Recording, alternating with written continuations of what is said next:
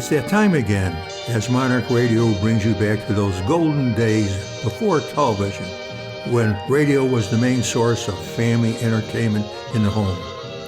Stay tuned for another one of those drama or comedy episodes from way back when, as performed by the Monarch old-time radio players. The Great Gildersleeve aired from August 31st, 1941 to 1958. Initially written by Leonard Lewis Levinson, it was one of radio's earliest spin-off programs. The series was built around the character Throckmorton P. Gildersleeve, played by Hal Peary, a regular character in the radio comedy Fibber McGee and Molly. It moves the characters from the McGee's wistful vista to Summerfield, where Gildersleeve, now the water commissioner, rears his orphan niece and nephew, Marjorie and Leroy. The Great Gildersleeve enjoyed its greatest popularity in the 1940s, when it was also made into 4 feature films. When Peary moved from NBC to CBS in 1950, The Great Gildersleeve stayed at NBC. Willard Waterman, who not only looked like Peary but sounded just like him, took his role as Gildersleeve. It is now Monarch Radio's pleasure to bring you an episode from November 5th, 1944, entitled The Election Day Bet, as recreated by the Monarch old-time radio players. Kraft presents The Great Gildersleeve. Kraft brings you The Great Gildersleeve every week at this time, written by John Whedon and Sam Moore, with music by Claude Sweeten.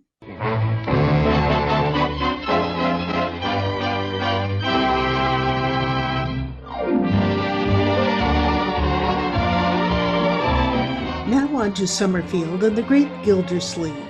Like every other town in the land, Summerfield finds itself on the eve of a national election.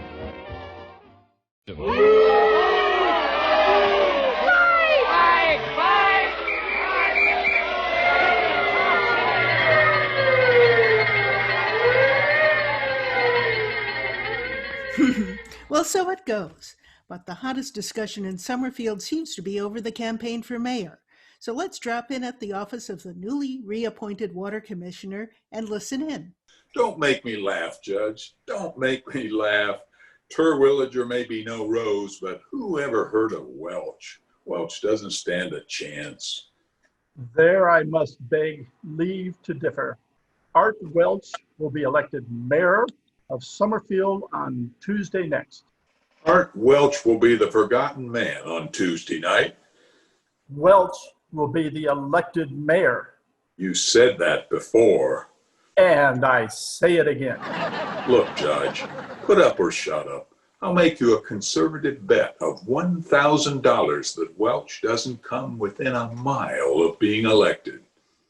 I'll bet you 5,000 that he wins with a plurality of over 800. Well, I'll bet you $1 million he doesn't. I'll bet you 5 million he does. Well, I'll bet you 10 million he doesn't. Well, now you're just acting like a fool. All right, is it a bet? Yeah, it's a bet. $10 million? $10 million. Look, Judge, if you want to bet, let's bet. 50 cents? I never bet money on elections. You're afraid.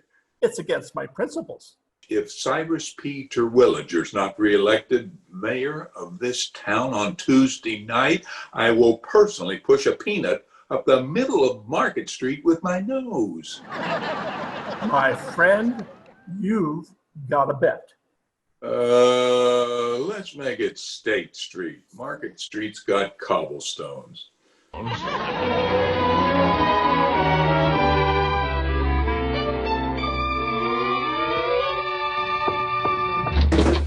Mr. Gildersleeve, you're early. Well, hello, Bertie. Miss Marjorie, your uncle's home. Ain't nothing wrong, is there, Mr. Gildersleeve? Wrong? No. Why? I just knocked off early because there's nothing being accomplished down at my office. Nothing but a lot of political discussion, and I'm sick of it. Sure is a lot of that. I had it out with the milkman, the iceman, the garbage man, and a man that just got lost. Uncle Mort, Well, my dear, you didn't get fired again. certainly not. Why do you ask? Why are you home so early? Leroy isn't even home yet. I came home because I thought I'd take the afternoon off, if nobody minds. Besides, with this darned election, I can't seem to keep my mind on my work anyway. Well, what's for dinner, Bertie? Well, dinner ain't for several hours yet. I know, I merely asked. Well, sir, I thought we might have a little lamb this evening. We had a little lamb last night, Bertie. Yes, sir, but this is a return engagement. I hope you don't mind. No, lamb is good. I merely mentioned it. Hi. Hi, Leroy. Leroy, aren't you home? Unc, what happened? Did you get fired again? Let me make it clear to everyone once and for all. I did not get fired today or any other time. Is that clear? Yes, sir. The only time I got fired, I resigned. Mr. Gildersleeve, who you gonna vote for? Bertie, I'm casting my ballot for Cyrus P. Terwilliger. After he fired you out of the water department? A good citizen, my dear, puts his public office above personal consideration. Besides, Terwilliger is also the man who gave me my job back. Let's not be forgetting that. Yeah, Unc is right. You gotta figure all the angles. He's working for Terwilliger now, so he's gotta vote the way he's told. That has nothing whatever to do with it. Are you kidding? I am beholden to no man, Leroy. I arrived at this decision as a result of mature consideration and unbiased judgment. Well, I did. How is Judge Hooker voting? The judge is a big sorehead. He votes like a sorehead. Forgive and forget. That's my motto. Oh, Mr. Gildersleeve, you had not a vote for that man. Bertie's right. I'm surprised at you, Uncle Mort. Who are you to be surprised at me, young lady? I'll ask you to remember I'm your uncle. And if anybody's going to be surprised around here, I'll be surprised. Well, I don't care. Francie's father says Mayor Terwilliger is no good. That's right, he's no good. And if you don't believe it, just ask the Iceman. Francie's father says Mayor Terwilliger is a disgrace to Summerfield. I don't care what Francie's father says. He says he wouldn't vote for Terwilliger if he was the last man on earth. Well, I wouldn't vote for Francie's father, so there. Ye gods, can't a man have any peace around here? I come home early from office because I can't stand all the politics, and what do I get? By George, I'm going out. Bertie, what time is dinner? Well, I thought if you didn't mind, Mr. Gildersleeve, I've got a meeting of my club tonight, and Oh? we were sort of going to run over the candidates and the issues, so Oh, my goodness. I thought if you didn't mind, we'd have dinner a little early, round 6. 6 o'clock, 5 o'clock, 4 o'clock, don't mind me. Maybe I'll be back and maybe I won't. It's cold. Hi, Commissioner. Huh? Oh, hello, Floyd. Where are you tearing off to? Nowhere, Floyd. Just trying to get a little peace and quiet. Well, come in here. I'll give you a hot towel. Well, a hot towel sounds good if you'll promise not to sell me any politics along with it. Don't worry. Here, let me have your coat. Okay. There, climb right up in the chair and lay down, Commissioner. Thank you. This wouldn't be a bad place to spend the day. Well, suit yourself. We can start at the top of the price list and give you the works. Just the hot towel, Floyd, but keep it nonpartisan. That's me. I'm going to vote for Artie Welch, but I'll be quiet about it. Oh, Oh, the moonlight's fair tonight along the Wabasha. confound it, Floyd. Why Artie Welch. Thought you wanted to stay off that subject. Well, I do, but when I see a man planning to vote wrong, Artie, a customer of yours? Nope. Gets his hair cut over on State Street. Well, then I should think you'd vote for Terwilliger. Why don't you? Terwilliger don't tip. Terwilliger? Floyd, that's no way to analyze public issues. Issues? That's something else again. When it comes to foreign policy, I'm a regular H.V. Clinton born. Oh, I'll get on that radio. I don't see how you figure a man like Welch is qualified to be mayor of this town. Terwilliger is a real administrator. Mr. Gildersleeve, if I was Terwilliger's water commissioner, I'd say the same. Well, that has nothing to do with it. Welch just doesn't measure up, that's all. How do you decide on a candidate anyway, Floyd? Just flip a coin? Now, Mr. Gildersleeve, I'm a pretty conscientious citizen. I've got my own system of picking candidates, and it's a pretty good one. Yeah? Well, what is it? Well, it involves the wife, Mr. Gildersleeve. Well, that's nothing to be ashamed of. That's fine. Good idea for a man and his wife to talk these things over. I guess you never met Mrs. Munson, did you? Why, no, I never did. Why? Well, I don't like to knock her. She's okay, as women go. I never had any regrets particularly. Just once in a while, she might pass a remark that's a little uncalled for, but then I'm no angel. She knows that too. What's all this got to do with voting? Oh, I'm coming to that. Like I say, the babe's okay most ways. Keeps the house clean. She don't throw money around, and she's a fair cook, if you like everything fried. On her politics, brother, they never should have given her the ballot. Well, then why do you consult with her about your vote? I don't. I just ask her how she's going to vote, and I vote the opposite. Boy, you're a political ignoramus. I ain't dumb enough to vote for Terwilliger. Oh, let me out of here. I thought you wanted a hot towel. Let me out of here. Ye gods, can't I go any place without having politics shoved down my throat?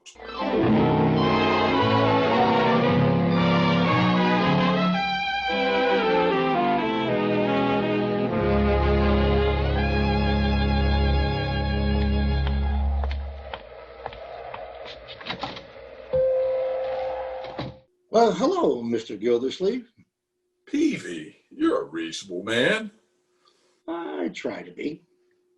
Let me sit here. Let me sit here and get a little peace and quiet, will you?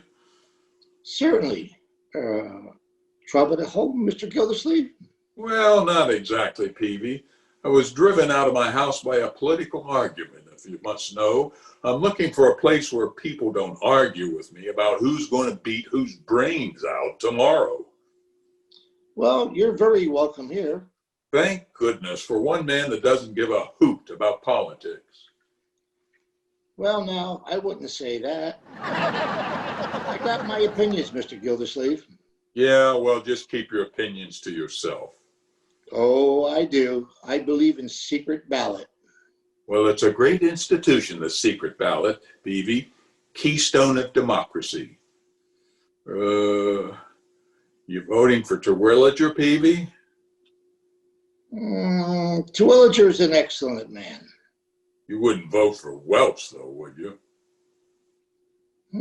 He's an excellent man. Terwilliger is a fine administrator, though, Peavy.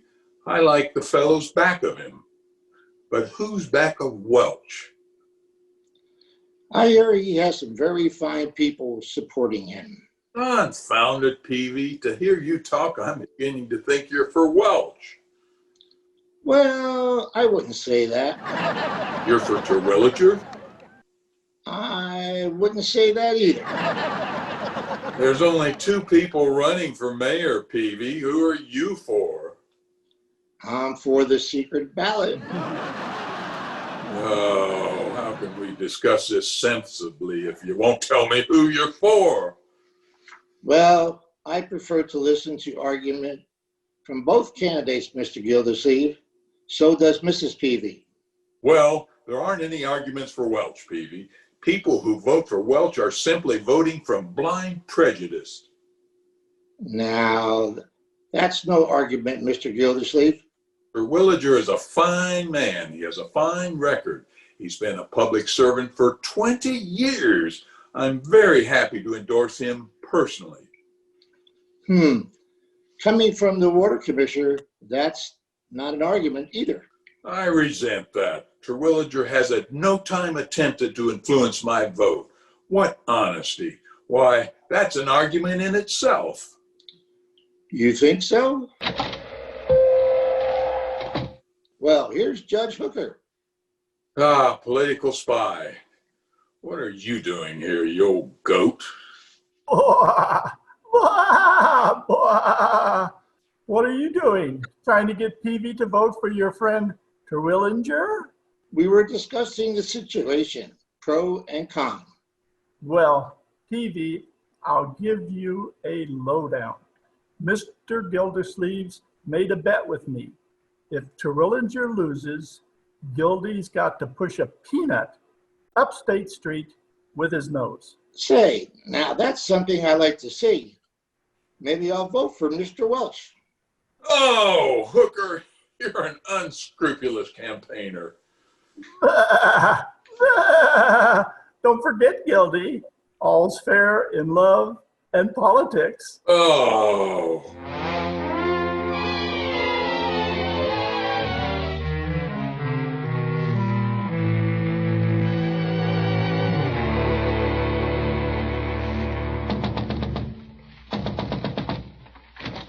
Eve. Throckmorton. Let me in, Eve. Let me in. They're after me. Who? I don't see any. There. Oh, who's after you? Nobody. Joke. Oh, Throckmorton, you fool. What you doing, Eve? Oh, nothing really. I just got home and I built a fire and I was going to make some tea and just relax. Will you come in? Well, if you insist. Ah, a crackling fire.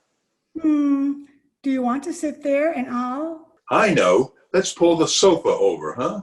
Let's pull it up in front of the fire so we can... That's not a sofa, Throckmorton. It's a love seat. Well, who am I to argue? Oh, I'll do that, Eve. Oh, you can't handle it all alone. No, will you watch me? Nothing but little...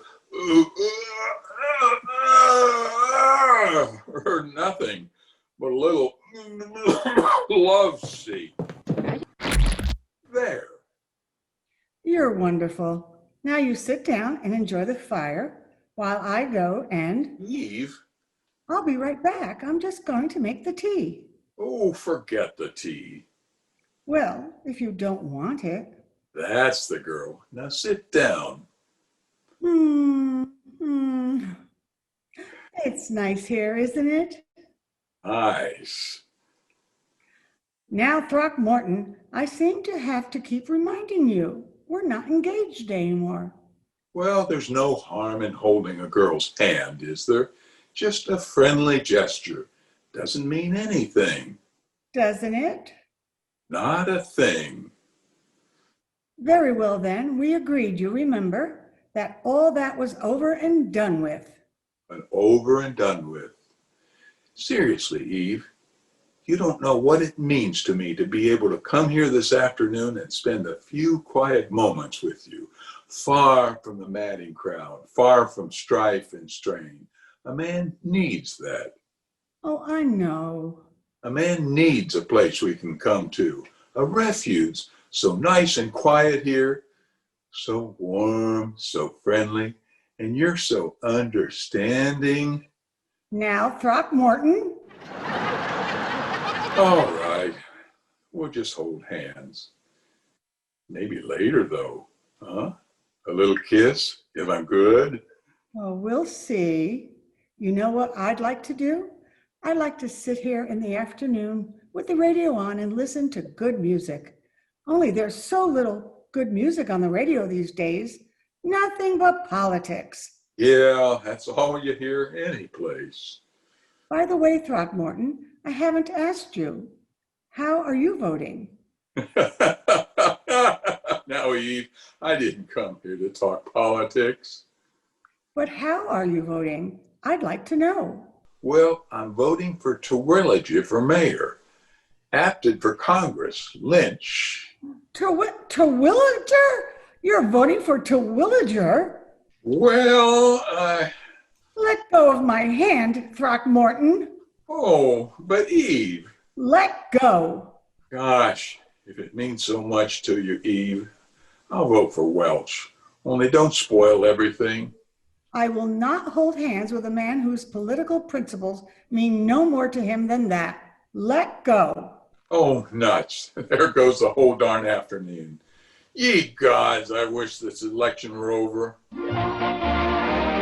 Comes the dawn of Tuesday, November 7th, and what a day for an election. Since early morning, the rain has come down in torrents. Gildersleeve has spent a good part of the day standing at the front window, waiting for the rain to let up and trying to summon up enough enterprise to go out in it. Now, in desperation, he goes to the phone and calls up Judge Hooker. Hello, Judge? Yeah, a fine day for ducks. Judge, I've been thinking, as long as the weather is so bad, and you and I are going to vote on opposite sides anyway, why don't we just make a deal?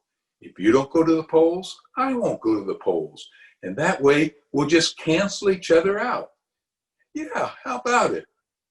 Great, no use getting wet for nothing. Okay, Judge, consider your vote canceled. Yeah, goodbye. If I don't watch out, I'm going to be a genius. Why didn't I think of that before?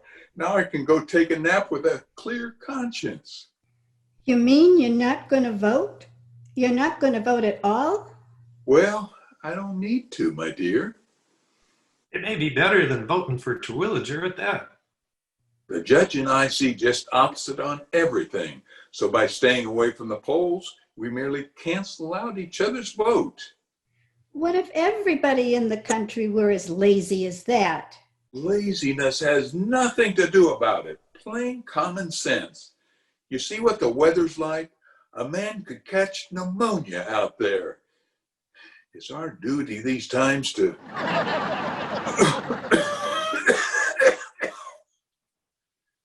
Our duty these times to guard our health. Besides, I'm down to my last A ticket. Excuse me if I go out the front way, Mr. Gildersleeve? There's a lake around the back stoop. Oh, where are you going, Bertie? Going out to vote? I told you, Bertie, if you wait a little while, it'll clear up. I've waited all I can wait. I'm going to get down there before they run out of ballots. You don't have to worry about that, Bertie. They've got ballots enough for everybody. I don't care. If I was to wait, maybe I'd get took with appendicitis or something, so I couldn't vote at all. But if you go out, you'll get wet. Oh, a little water never hurt nobody. Got my umbrella, got my galoshes, and I got my sample ballot. Well, gosh, Bertie, I'd be glad to drive you down there, but I'm down to my last gas ticket. What's in the tank has got to last me till the new ones come due. Oh, that'll be all right, Mr. Gildersleeve. I don't mind. Tell you what, Bertie, why don't you and Lily B do what Judge Hooker and I are doing? Just cancel out each other's vote. No, Mr. Gildersleeve, you can't talk me out of it. My mind's made up. I got my candidates, got my issues straight for once, and I'm ready. I got to vote while the spirit's on me. Yes, sir, I'm exercising my franchise. Hallelujah. She's a fine woman, fine woman. Well, what are you children staring at? I have driven her down there, only I haven't got any gas, none to speak of. Don't you see, if the judge doesn't vote and I don't vote, it comes out even, just the same, doesn't it? Marjorie, go upstairs and write a letter or something, will you? You make me nervous. I'm going, don't worry. Only wish I were 21, that's all. Well, Leroy. I didn't say anything. I know, it's not like you. Go play in the cellar or something, will you? I like to be alone. Can I use your saw? Anything. Only don't stand around there watching me. Okay, I got an idea for a super machine gun. Don't saw any nails. Yes, yes, what a day. Rain, rain, rain. It'd have been a decent day, would have been different. Be glad to vote. Day like this, a man could catch pneumonia. Little Leroy. Leroy? That's the last time he uses my saw. Oh, front door. Wonder who that is. Excuse me, do you want your pants? Oh, yes. Come in, quickly. Yeah, I just wiped the feet. Oh, hurry up. It's wet. Oh, those are my pants. All cleaned and pressed. I cover with newspaper so it doesn't get wet. Well, fine. Thank you. How much is that? It's 75 cents. See if I got it here. It's quite a day, isn't it? Ah, it's a fine day. Huh? Well, a little rain, but who cares? Do you know something? Today, I'm an American. Oh, you mean you're a citizen? Oh, I got my citizen papers 8 months ago. But today, for first time, I vote. Oh. It's a great thing, you know, to vote. Well, yes, it is. Sure. In country I come from, nobody votes. There, a man doesn't even open his mouth. And why? He's afraid. Here, nobody is afraid. He votes, so I vote. Well, that's just fine. Sure. 6 o'clock this morning, I vote. Maybe it rains a little. What do I care? They open the polls. I'm the first man in. The first man in Summerfield to vote. That's me, Morgan. What did you say your name was? Well, my real name, it's a little difficult. Nagunin. Who can say that? So I choose a nice American name, Morgan. Well, what was wrong with Rockefeller? Rockefeller? That's a little hard for some people to say too. What's the difference? My friends call me Leo, so that's how I vote. Leo Morgan. You know, I'm so excited. I walk in there and I say, "Good morning, I come to vote." So they say, "Just a minute, what is your name?" Like I was a foreigner or something. So I say, "Leo Morgan, I'm a citizen." So then they look in a big book, and I'm getting worried. Maybe they forgot me. Maybe I didn't do something I should. Oh, I'm so worried. And then, what do you think? I'm in the book. Great! Yeah, me, Morgan. Me, Morgan. I'm in the book. So I sign my name. Hi-de-di-de-di. Huh. And the gentleman, he gives me a big ballot, all my own. And he takes me to a little, like a little room. A booth. That's right, a booth. All by myself, nobody else. It's fine. The gentleman says to me, "Take your time." I say, "Thank you very much." And he pulls the curtain so I won't be bothered. Such privacy. I'm not used to it. At home, we used to sleep 4 in a room. So I'm all alone in there. I and I take my time and I look over my ballot and I vote. Maybe I didn't vote right, but I voted. And whoever gets elected, that's my president. Well, Morgan, by George, you're all right. Sure, I'm all right. And I tell you another thing. This country is all right. Hey, Unc. Oh, Leroy, come here, my boy. Do you know Mr. Morgan here? Oh, hi. Your boy? Well, he's my nephew. Fine boy. He'll be voting too one of these days, huh? Yes, I suppose so. I got a son, Gregor. A little younger. He goes to school. Gregory? I know him. He's in the 4A. A little punk. Yeah, a little punk. Yeah, I know him. That's my Gregory. Well, I should be leaving. I talk too much. Oh, not at all. As a matter of fact, I'm very glad you dropped in, Mr. Oh, I get so excited. I forget the pants. Here. Oh, yes, thanks. Goodbye. Goodbye. What's the matter, huh? Nothing, Leroy.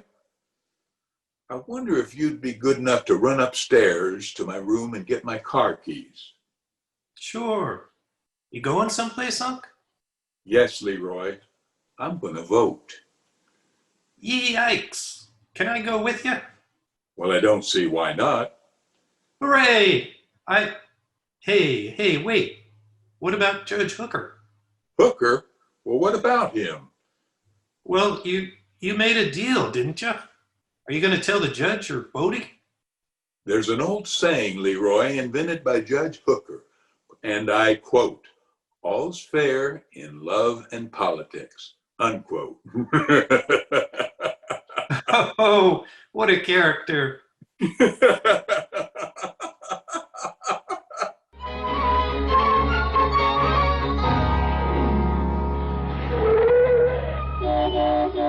Hey, Floyd, close up the barber shop and I'll take you to the polls. I'm still voting for Artie Welch, you know. I don't care if you're voting for McKinley. Come on and vote. Come on, fold up your umbrella, Peavy, and get in. Thank you, Mr. Gildersleeve. By the way, I'm voting for... I don't care, Peavy. This is a nonpartisan, patriotic bus service. Here we go. Put on your old gray bonnet With the blue ribbon on it. And We'll hit the your old derby to the shade.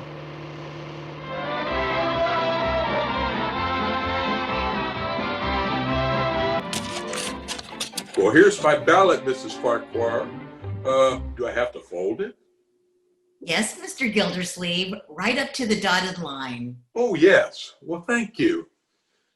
Well, I feel like a citizen.